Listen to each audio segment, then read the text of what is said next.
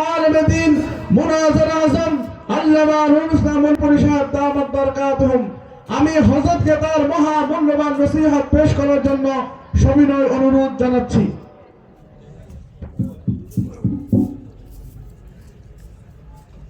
আলহামদুলিল্লাহ নাহমাদুহু ওয়া নাস্তাঈনুহু ওয়া নাস্তাগফিরুহু ওয়া নু'মিনু বিহি ওয়া নাতাওয়াক্কালু আলাইহি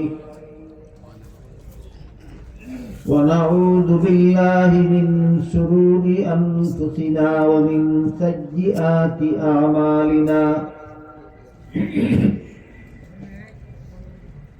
من يهده الله فلا مضل له ومن يضلله فلا هادي له ونشهد أن لا إله إلا الله وحده لا شريك له ونشهد أن سيدنا ونبينا ومولانا محمدا عبده ورسوله صلى الله تعالى عليه وعلى آله وأصحابه وبارك وسلم. أما بعد فأعوذ بالله من الشيطان الرجيم. بسم الله الرحمن الرحيم. ألم يعلم بأن الله يرى. وقال رسول الله صلى الله عليه وسلم فإن لم تكن تراه فإنه يراك أو كما قال عليه الصلاة والسلام. শ্রদ্ধেয় সভাপতি হযরত উলামায়ে কেরাম, সম্মানিত সুধী সমাজ, দূর দূরান্ত থেকে আগত সর্বস্তরের মুসলমান ভাইয়েরা, আমার আশপাশের বাড়ি ঘরে পর্দার আড়ালে বসা আমার মা ও বোনেরা, আমি আশা করি আপনারা সকলেই জানেন যে আজকের এই মুবারক সমাবেশের আয়োজন একটা ইসলামী শিক্ষা প্রতিষ্ঠান মাদ্রাসার পক্ষ থেকে করা হয়। তাই মাদ্রাসা শিক্ষার একটা মহামূল্যবান বৈশিষ্ট্য আপনাদের সামনে তুলে ধরার জন্য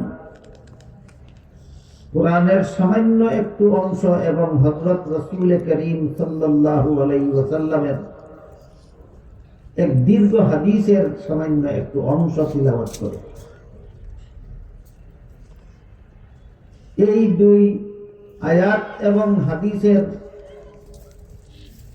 দ্বারা যে জিনিসটা মাদ্রাসা শিক্ষার একটা বিরাট গুরুত্বপূর্ণ বৈশিষ্ট্য সাব্যস্ত হয়ে আছে, সেটা হলো একমাত্র মাদ্রাসা শিক্ষা হলো আল্লাহর কাছে জবাবদিহিতামূলক শিক্ষা। মাদ্রাসা শিক্ষা ছাড়া দুনিয়াতে আর যত শিক্ষা আছে, কোন শিক্ষার দ্বারা অন্তরে এই কথাটা জাগ্রত হয় না যে আমি যদি চুরি করি, ডাকাতি করি, খুন খারাপি করি, জিনা ব্যভিচার করি, আমি যদি সন্ত্রাস করি, সুদ খাই, ঘুষ খাই, মদ খাই, গাঁজা খাই, আমি যদি দুর্নীতি করি, জালিয়াতি করি, অপকর্ম করি, আর কোনো মানুষ যদি আমাকে ধরতে নাও পারে, তবুও শেষ বিচারের দিন আল্লাহর কাছে আমার সমস্ত অপকর্মের জবাব দিতে হবে। এই চেতনা দুনিয়ার আর কোন শিক্ষার দ্বারা মানুষের অন্তরে জাগ্রত হয় না, একমাত্র মাদ্রাসা শিক্ষা ছাড়া। এটা মাদ্রাসা শিক্ষার এক বিরাট বৈশিষ্ট্য। একমাত্র মাদ্রাসা শিক্ষা মানুষের অন্তরে এই চেতনা জাগ্রত করে দেয় যে আমি যত অপকর্ম জীবনে করি না কেন আর জগৎবাসী মানুষের কাছে আমার সমস্ত অপকর্ম গোপন রাখি না কেন, শেষ বিচারের দিন আল্লাহর কাছে সমস্ত অপকর্মের শাস্তি করতে হবে। এই অনুভূতি, আমার কথা বুঝে থাকলে আপনারা বলুন, এই অনুভূতি একমাত্র মাদ্রাসা শিক্ষা ছাড়া দুনিয়ার আর কোন শিক্ষার দ্বারা কি অন্তরে জাগ্রত হয়? আর এই অনুভূতি যতক্ষণ পর্যন্ত কোনো মানুষের অন্তরে জাগ্রত না হয় যে আমার সকল অপকর্মের জন্য একদিন আল্লাহর কাছে জবাব দিতে হবে, এই অনুভূতি জাগ্রত না হলে যত বড় শিক্ষিত হবে তত বড় দুর্নীতিবাজ হতে বাধ্য। যার আল্লাহর কাছে হিসাব দেওয়ার ভয় নাই, সে যত বড় শিক্ষিত হবে তত বড় দুর্নীতিবাজ। তাইলে বোঝা গেল যে কোনো শিক্ষার দ্বারা দুর্নীতিমুক্ত সমাজ গড়া সম্ভব নয় একমাত্র মাদ্রাসা শিক্ষা ছাড়া। দুর্নীতিমুক্ত সমাজ গড়ার জন্য মাদ্রাসা শিক্ষার কোনো বিকল্প নেই। আমি যে বললাম, যদি শেষ বিচারের ভয় অন্তরে না থাকে তাহলে যত বড় শিক্ষিত হবে তত বড় দুর্নীতিবাজ হতে বাধ্য। এর দুই একটা উদাহরণ আপনাদের দিচ্ছি। হয়তো আপনারা অনেকেই জানেন, বর্তমান দুনিয়ার টপ লেভেলের কয়েকজন আলেম আছেন, আঙ্গুলে গোনার মতো। শীর্ষস্থানীয় কয়েকজন আলেম আছেন, তাদের মধ্যে একজন হলেন পাকিস্তানের আল্লামা তকি উসমানী দামাত বারাকাতুহু। পাকিস্তানের আল্লামা তকি উসমানী একসময় পাকিস্তানের শরীয় আদালতের জাস্টিস ছিলেন, বিচারপতি ছিলেন। তিনি পাকিস্তানের প্রধান বিচারপতি থাকা অবস্থায় তার একটা বক্তব্য আমি শুনেছিলাম। সেই বক্তব্যে তিনি বলেছিলেন, আমি যেহেতু এই আদালতের প্রধান বিচারপতি, তাই চুরকে শাস্তি দেওয়ার হুকুম দেওয়ার মালিক আমি। চুরের শাস্তি কার্যকর করার হুকুম দেওয়ার মালিক আমি। কিন্তু আমি বিচারপতি নিযুক্ত হওয়ার পর থেকে কোনদিন চুরকে শাস্তি দেওয়ার হুকুম, চুরের শাস্তি কার্যকর করার হুকুম দেওয়ার সুযোগ আমি পাইনি। কারণ চুরকে আদালতে হাজির করলে তো আমি শাস্তির হুকুম দিব। চুরকে আদালতে হাজির না করে থানার থেকে পুলিশ ঘুষ খাইয়া চুরকে ছেড়ে দেয়। থানার থেকে যদি চুরকে ঘুষ খেয়ে ছেড়ে দেয়, আদালতে হাজিরই করা না হয়, তাহলে হুকুমটা আমি বাস্তবায়ন করব। তাহলে কি পাকিস্তানের সমস্ত থানার সবগুলি পুলিশ অশিক্ষিত? অশিক্ষিত মানুষ পুলিশ হতে পারে বর্তমান দুনিয়া? শিক্ষিতরা এমন এমন এমন বড় চুর কেন যে ছোট চুরের কাছ থেকে ঘুষ খেয়ে ছেড়ে দেয়, আদালতে হাজির করে না? তার কারণ হলো সে যে শিক্ষায় শিক্ষিত, এই শিক্ষার দ্বারা আল্লাহর কাছে হিসাব দেওয়ার ভয় নাই। এই জন্য বলেছি, শেষ বিচারের ভয় যাদের অন্তরে থাকে না, তারা যত বড় শিক্ষিত হয় তত বড় দুর্নীতিবাজ হতে বাধ্য। আপনারা কি মনে করেন শুধুমাত্র পাকিস্তানেই শিক্ষিত দুর্নীতিবাজ আছে? বাংলাদেশে কোনো শিক্ষিত দুর্নীতিবাজ নাই? প্রমাণ কি? আমি একটা প্রমাণ বলি। দীর্ঘদিন যাবৎ বাংলাদেশের গদিতে দুইটা দল পালাক্রমে যায়। একবার এই দল গদিতে যায়, আর একবার ওই দল গদিতে যায়। তৃতীয় কোন দল গদির ধারে কাছে যাইতে হইলেও দুই দলের কোন এক দলের লেজে ধইরা যেতে হয়। তৃতীয় কোন দল বড় দুইটা দলের কোন একটা দলের লেজে না ধইরা গদির ধারে কাছেও যেতে পারে না। কাজেই স্বয়ং সম্পূর্ণভাবে বাংলাদেশের গদিতে দুই দলের কোন একটা দল যায়। এই দলটা গদিতে গিয়া কয়ে এই দলটা দেশটা লুটতে খাইছে, আর এই দল গদিত গিয়া কয়ে এই দলে দেশটা লুটতে খাইছে। দুনো দলে যদি সত্য কইয়া থাকে তাহলে ঘটনাটা কি হয়েছে? কেন এই দুই দলে কোনো শিক্ষিত লোক নাই? গরিব গেলেই দেশ লুটটা খায় কেন? দেশটা লুটটা খাইলে শেষ বিচারের দিন আল্লাহর কাছে কি জবাব দিব, সেই ভয় এই শিক্ষার মধ্যে নাই। আমি কি আপনাদের বোঝাতে পারলাম যে শেষ বিচারের ভয় যার অন্তরে নাই, সে যত বড় শিক্ষিত হবে তত বড় দুর্নীতিবাদ হতে বাধ্য। পক্ষান্তরে শেষ বিচারের ভয় যাদের অন্তরে থাকে, যারা বিশ্বাস করে যে আমার জীবনের সকল কাজ আল্লাহ সরাসরি দেখতেছেন, এমনই আল্লাহ কোরআনে বলেন, আলাম ইয়ালাম বিআন্নাল্লাহা ইয়ারা, বান্দা কি জানে না আল্লাহ যে দেখেন। হাদিস শরীফে রাসূল করিম সাল্লাল্লাহু আলাইহি ওয়াসাল্লাম বলেন, ওয়া ইল্লাম তাকুন তারাহু ফাইন্নাহু ইয়ারাক, তুমি যদি আল্লাহকে না দেখো আল্লাহ কিন্তু তোমাকে দেখে। বিশ্বাস করেন কি আপনারা? আমরা আল্লাহকে দেখি না, কিন্তু আল্লাহ আমাদেরকে অহরহ সদা সর্বদা সর্বাবস্থায় দেখে। এখানে একটা আলোচনা আছে একটু জটিল, তারপরও একটু জরুরিও সকলের জানা। সেটা হলো আনুষঙ্গিক একটা কথা, সেটা হলো আল্লাহকে আমরা দেখি না। এই প্রশ্নের সংক্ষিপ্ত জবাব হলো, আল্লাহকে দেখার জন্য মানুষের চোখে যে পরিমাণ পাওয়ারের দরকার, এই পরিমাণ পাওয়ার দুনিয়ার জীবনে কোনো মানুষের চোখে আল্লাহ ইচ্ছা করেই দেন না। ভুলবশত দেন না নাকি?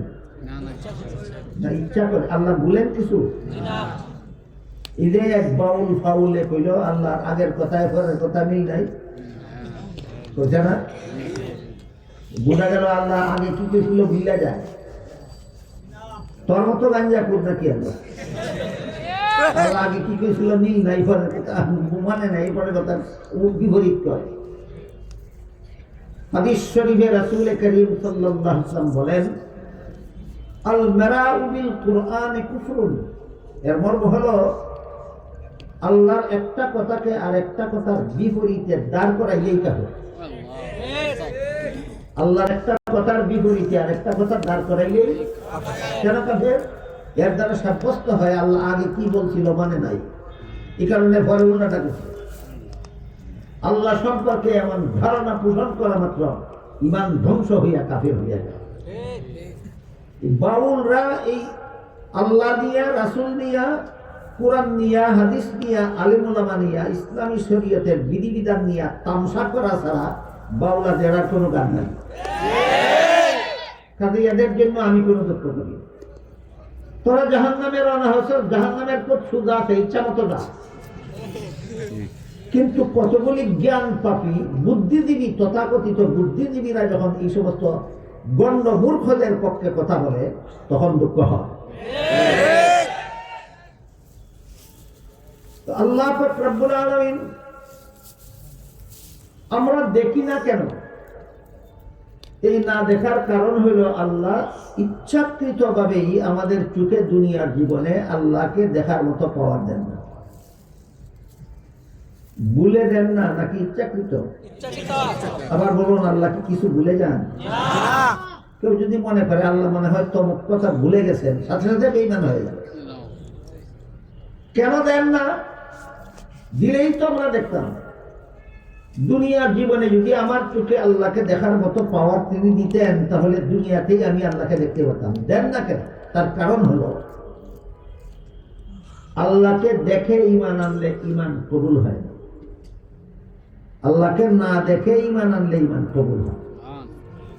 কাজেই দুনিয়ার জীবনে আল্লাহকে দেখার মতো পাওয়ার আমার চোখে না দিয়া আল্লাহ আমাকে বঞ্চিত করলেন না ঈমান কবুল হওয়ার ব্যবস্থা করলেন। এই কথাটা সব মুসলমানের বোঝা উচিত। তা না বুঝে পাল্টাটা বুঝে, উল্টাটা বুঝে। কি বুঝে? আল্লাহ থাকলে দেখি না কেন? আসলে আল্লাহ নাই, এই জন্য দেখি না। যেহেতু এই প্রশ্নের সঠিক জবাব না জানার কারণে সমাজের অনেক বড় বড় শিক্ষিত মুসলমান মুরতাদ হয়ে যাচ্ছে, নাস্তিক হয়ে যাচ্ছে। কেন নাস্তিক হয়? এই একটা প্রশ্নের জবাব জানা না থাকে। সত্যই যদি আল্লাহ আছেন তাহলে দেখি না কেন? এই প্রশ্নের সঠিক জবাব না জানার কারণে বড় বড় শিক্ষিতরা নাস্তিক হয়ে যাচ্ছে। এদের মধ্যে একটা নাস্তিকের নাম ছিল ডক্টর আহমদ শরীফ, জানেন তো আপনারা। আর একটা নাস্তিক ছিল আপনাদের বৃহত্তর ময়মনসিংহের কৃতি সন্তান তসলিমা নসরিন। এরা আল্লাহতে বিশ্বাসী নয়। কেন বিশ্বাসী নয়? আল্লাহ থাকলে দেখি না কেন। এরা পরকালে বিশ্বাসী নয়, জান্নাত জাহান্নামে বিশ্বাসী নয়। আপনাদের জানা থাকার কথা, ডক্টর আহমদ শরীফ মরণের আগে ওসিয়ত করেছিল যে আমি মরলে পরে আমার লাশ গোসল দিবা না, কাফন পরাইবা না, জানাজা করবা না, গুরুস্থানে দাফন করবা না। এগুলি ধর্মান্ধরা করে। আমি ধর্মান্ধ নই। ধর্মান্ধরা মনে করে লাশ দাফন করলে পরে মুনকার নাকির ফিরিস্তা কবরে সওয়াল জব করে, জব দিতে পারলে রক্ষা, না হলে কবরে আযাব হয়। তারপরে একদিন সমস্ত মানুষকে জীবিত হয়ে হাসরের মাঠে দাঁড়াতে হবে, জীবনের সকল কাজের হিসাব দিতে হবে। না পারলে জাহান্নামের শাস্তি ভোগ করতে হবে, আর পারলে জান্নাতের সুখ শান্তি পাওয়া যাবে। সব মিথ্যা। কবর সওয়াল জব বলতে কিছু নাই, পুনরুত্থান বলতে কিছু নাই, পরকাল বলতে কিছু নাই, কিয়ামত বলতে কিছু নাই, জান্নাত জাহান্নাম বলতে কিছু নাই, আল্লাহ বিল্লাহ বলতে কিছু নাই। খামোখা আমার লাশ দাফন করবা কেন? তাই ডক্টর আহমদ শরীফ ওসিয়ত করে গেছিল তার লাশ যেন দাফন করা না হয়। তার ওসিয়ত মতো তার লাশ হাসপাতালে দান করে দেওয়া হয়েছিল। আমি আপনাদের জিজ্ঞেস করি, আপনারা যারা গৃহস্থী করেন, হালের বলদ মহিলা গেলে গোসল দেয় কেউ? কাফন পরায়? জানাজা করে? গুরুস্থানে দাফন করে? আহমদ শরীফ মরলেও গোসল নাই, বলদ মরলেও গোসল নাই। বলদেরও কাফন নাই, আহমদ শরীফেরও কাফন নাই। বলদেরও জানাজা নাই, আহমদ শরীফেরও জানাজা নাই। বলদেরও গুরুস্থান নাই, আহমদ শরীফেরও গুরুস্থান নাই। দুই বলদে বেশ কম কত? দুইটা বেশ কম আছে। একটা 4 ঠেঙ্গা বলদ আর একটা 2 ঠেঙ্গা বলদ। 4 ঠেঙ্গাটা হলো অশিক্ষিত বলদ, বাকিটা এখন আপনারা বলেন। শিক্ষিতটা বলদ কেন? এই শিক্ষার মধ্যে পরকালের কোন আল্লাহর কোন অনুভূতি নাই। যে মানুষ গড়ার শিক্ষা নয়, এটা পশু গড়ার শিক্ষা।